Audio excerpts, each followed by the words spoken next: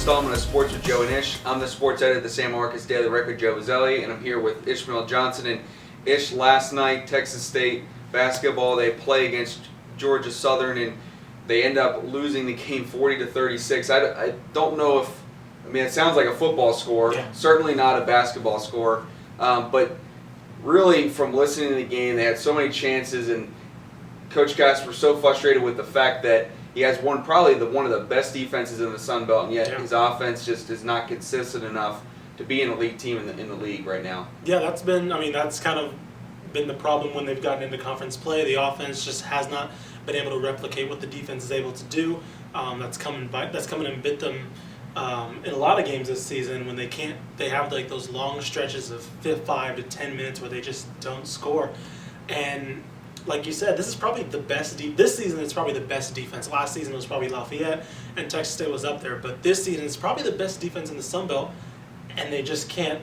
You're not going to see that probably in their record because they're going to have those games where they put up, 40, 50 points maybe, just because they're lacking something in that offense.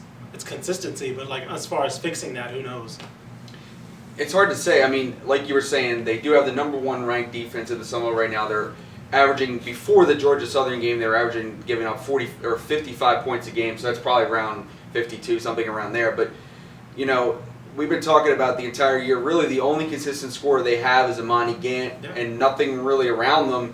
And for as much problems as Joel Wright gave them last year, at least with him they had someone that could score at least consistently enough to take some pressure off of Imani Gant. They don't have that guy. Ethan Matavlo showed against Troy in that win that he can be a three-point shooter, but they just have too many streaky shooters, and it's when you have that, you're not going to be very consistent offense. Yeah, I don't know if Casper kind of expected Tilbury Caven to kind of step up a little bit this season.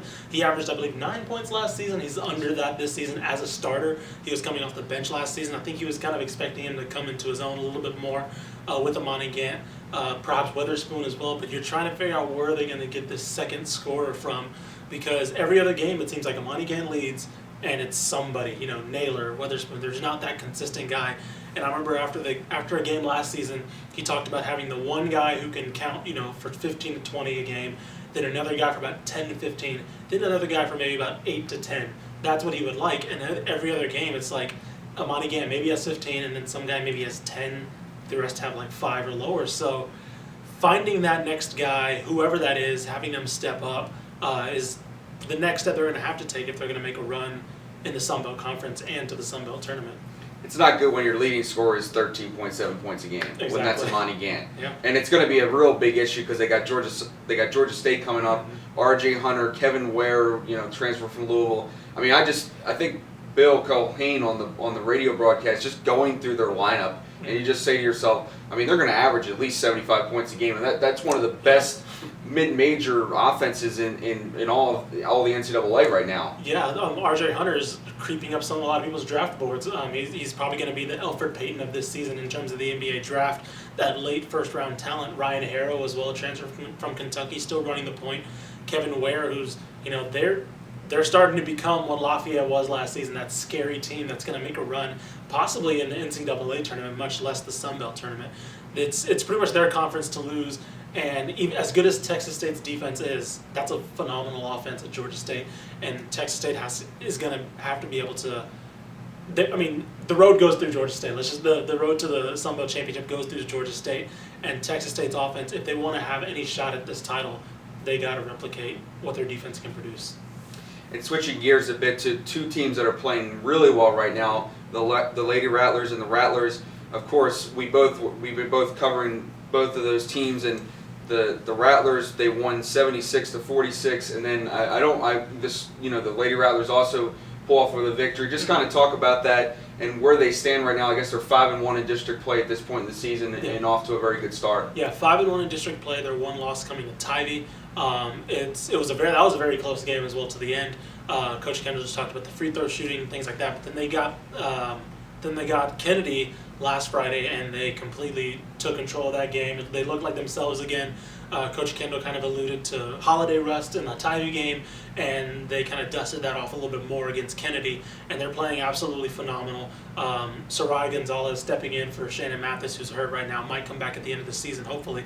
She's been a phenomenal point guard. Their wings are right there. Defensively, that's who they are. They're probably the best defensive team in the district. Offensively, they'll get points in transition. They're very patient. It's a completely different team, and they're really fun to watch.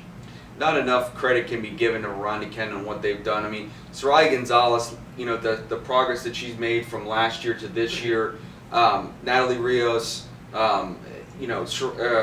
Bailey Hill, this team is just completely different. And really, you saw the talent last year from watching them, but they're a fun team to watch. And really, even the Rattlers, too. They're both fun teams to watch. And the way things are setting up, both have a real good shot at maybe coming away with a district title, or certainly being among the top 4 seeds that make it into the postseason. Yeah, that'll be phenomenal for this city, for both teams to make it there, to have traveling, every other day, have a game to go to support the teams, because both teams, like you said, are very exciting to watch, have playmakers, and the stretches that both teams have made from last season to this season, whether it's collectively or individual developments, has been just phenomenal by both coaches, Norris and Kendall. And we're going to wrap it up with our latest installment of Sports with Joe and Ish. We're going to take a little bit of a hiatus for the next couple of months as we kind of restructure the show and think about what we want to do. But continue to check sanmarcusrecord.com for all the latest on the Bobcats and the Rattlers. We'll also keep you updated on when the show is going to be coming back. And as always, we thank you for tuning in and continuing to follow as we continue to cover both of these teams. So for Joe and Ish, we're signing off.